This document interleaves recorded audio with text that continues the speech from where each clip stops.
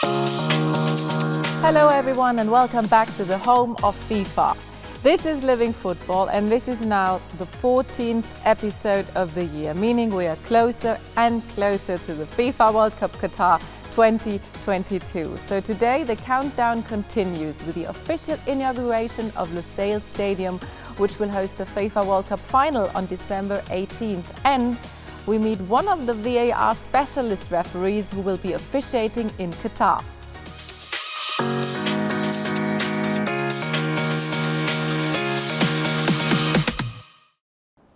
20 kilometers north of Doha city centre lies one of the most beautiful stadiums in the world, and it will host the FIFA World Cup final on December 18th. Lusail Stadium has been designed with respect for Qatari heritage, but also with an eye on the future.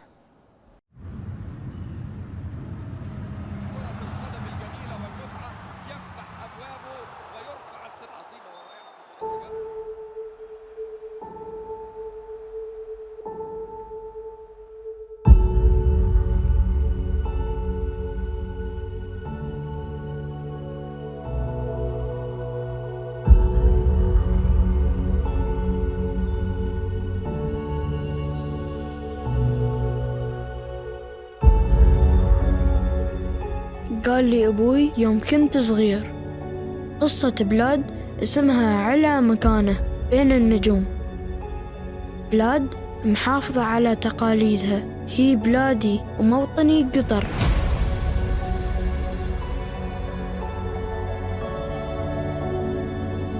والحين جات اللحظة اللي بنحمل فيها الثقافة والقيم وندخل تاريخ كرة القدم. هني بتتحقق الأحلام، هني بتنرفع الأعلام،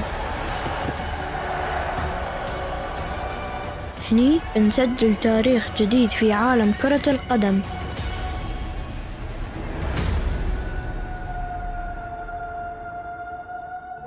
Built by the office of one of the most famous architects in the world, Norman Foster, the design reflects the handcrafted bowls found all across the Arab world during the rise of its civilization.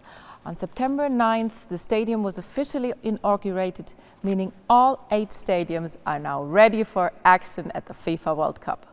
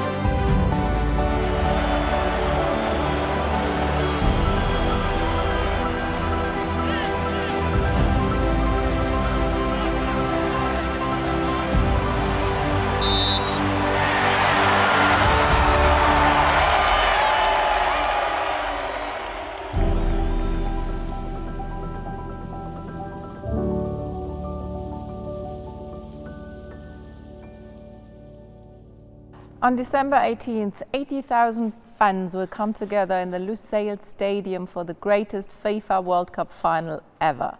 Afterwards, and in keeping with Qatar's dedication to sustainable development, Lusail Stadium will be transformed into a community space of schools, shops, cafes, sporting facilities and health clinics.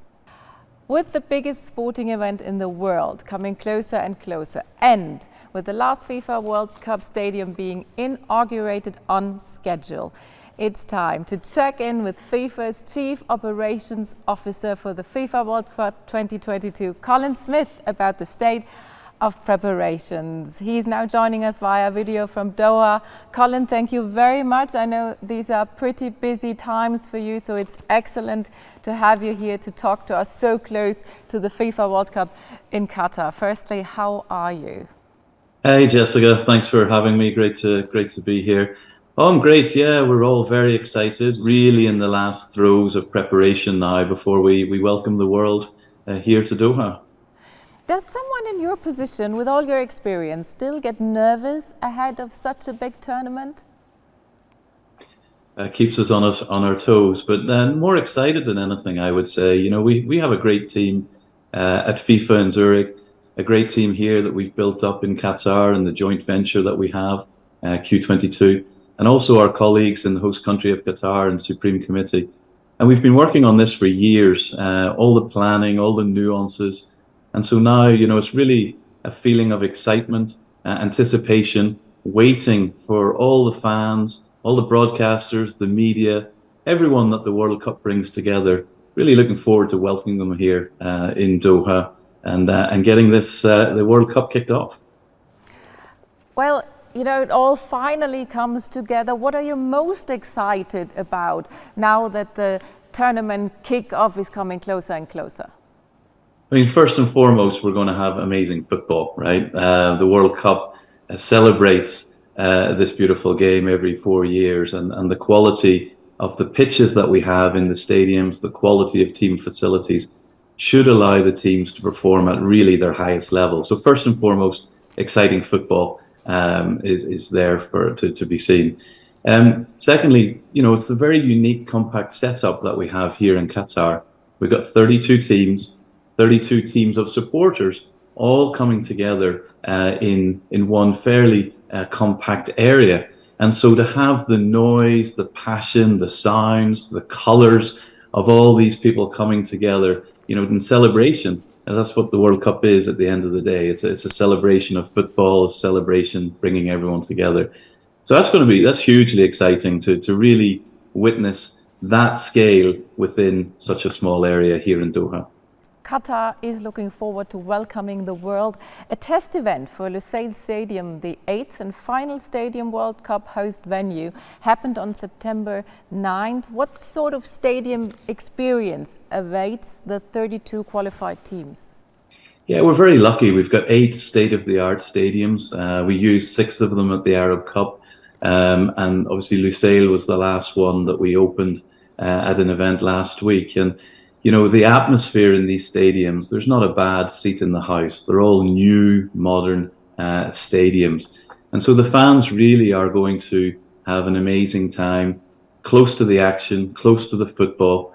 Broadcasters, media, the facilities that everyone needs in order to perform their duties are also there. With only 2 months to go, what are the final areas that you and, of course, your team are focusing on? You know, really it's fine tuning. It's going down to the operational detail, the final implementation.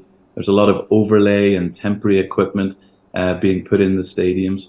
But other than that, what we do is we really look at each of the journeys of the people coming, whether you're a fan, whether you're a team, whether you're a broadcaster, media, a sponsor, or a guest. And we look at your journey. We look, what can we do to deliver simply the best experience of your life? Colin, thank you very much. We know there's still a lot of work ahead of you, so we'll leave you alone now. Thank you very much. Colin Smith, Chief Operations Officer for the FIFA World Cup Qatar 2022. Have a good day, Thank you. Colin. The FIFA World Cup always tells countless stories, and it has as many faces, even if you don't always see them. We would like to introduce you to one of the faces that usually remain hidden. Singaporean referee Muhammad Taqi Jahari has been chosen as one of 24 video match officials at the FIFA World Cup in Qatar, becoming only the 4th Singaporean to officiate at a FIFA World Cup. In his region, he was also instrumental in the FIFA Forward project of implementing VAR.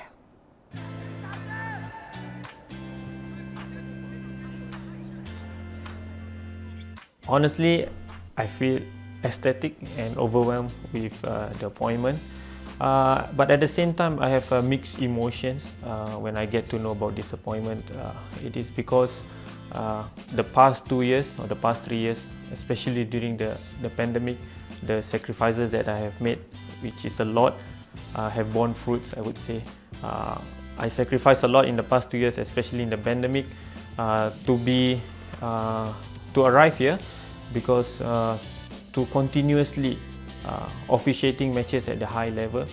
Football side 1, football side 2. It's about only 5 to 6 years since VAR was introduced. So to be selected as a VAR or VMO match official in the FIFA World Cup, I think it is a privilege and it is an honor to be the first Singaporean to be involved in this tournament as a VMO.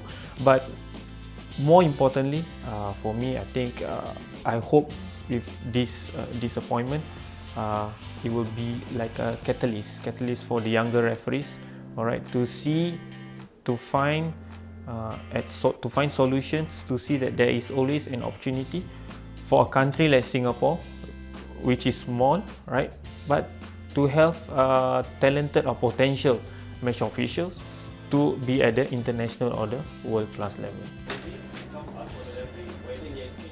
Obviously, I'm very pleased and very proud that we have got Taqi, a Singaporean, going to represent Singapore in the World Cup.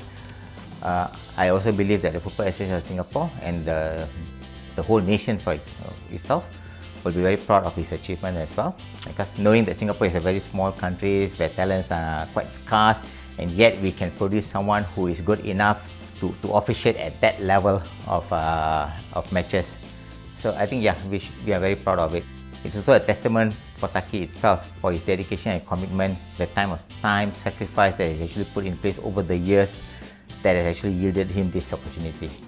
Yeah, so basically we are very proud of his achievement. Yeah.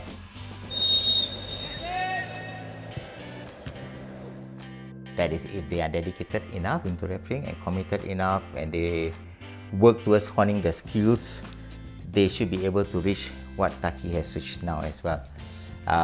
I think Taqi's appointment in the World Cup is also something that is going to be an eye-opener probably for the general public.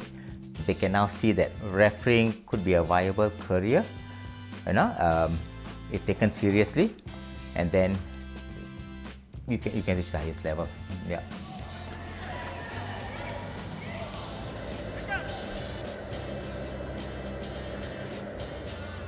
We have been training from the beginning of the year until now, and the training has been going on a weekly basis, and the referees have been sacrificing their weekends on a Saturday and Sunday on top of the matches that they are officiating for the professional league. So it is a big sacrifice, not only for the organization but for the referees itself, right? For the referees themselves, they sacrifice their weekends just to be part of the training, because at the end of the day, we want our referees to be licensed, right? So that when we implement the VAR one day in Singapore, they are ready to execute their duties based on FIFA requirements. And now our thoughts are with the Football Association of Singapore and the family and friends of President Lim Kia Tong. He led his country's football association since 2017 and will be greatly missed by the whole FIFA family. From Singapore, we take a 17,500-kilometer leap to the Caribbean. The President's Vision 2023 acknowledges the need to encourage greater cooperation between member associations and foster the exchange of knowledge, experience and best practices. That's why we now look to Cuba, where the third stage of a FIFA Forward development project has just been launched. Since 2018, the Cuban and Brazilian associations have been working together to improve the development of coach education from youth to elite level. After training sessions in the technical and refereeing field, the C licenses are now being in focus. Com certeza é um impacto significante através desses instrutores, esses formadores de treinadores, através das licenças de treinadores de Cuba, vão se refletir na sociedade e com certeza, a curta, 3, 4, 5 anos, com certeza teremos um futebol cubano cada vez melhor y ciudadanos cada vez mejores. Alineados con la visión de la FIFA de hacer el fútbol verdaderamente global, este tipo de acuerdos son fundamental para acercar federaciones miembros y promover el desarrollo del fútbol en áreas clave. Siempre la intención es llevar lecciones aprendidas, áreas de mejora y poder replicar este tipo de acuerdos a lo largo del mundo. significa confraternidad, significa solidaridad, significa apoyo profesional a partir de todas las enseñanzas que estamos recibiendo con el profesor Antonio, con el profesor Luis, bueno, con todos, en fin, que de una forma u otra nos transmiten conocimientos actualizados y modernos para prepararnos para un mejor futuro.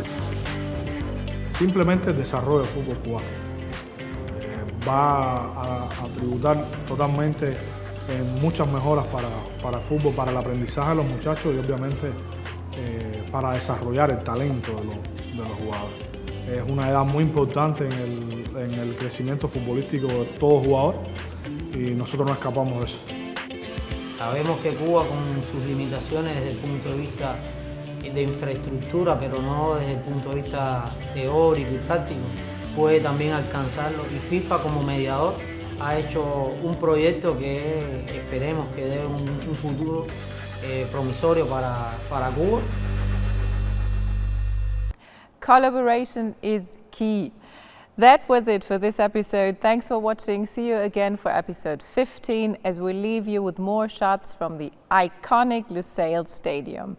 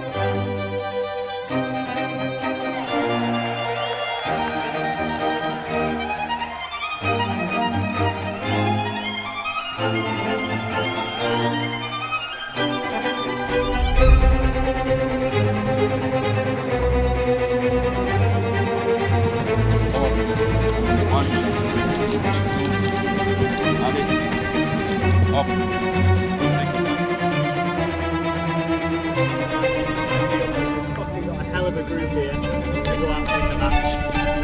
I made the team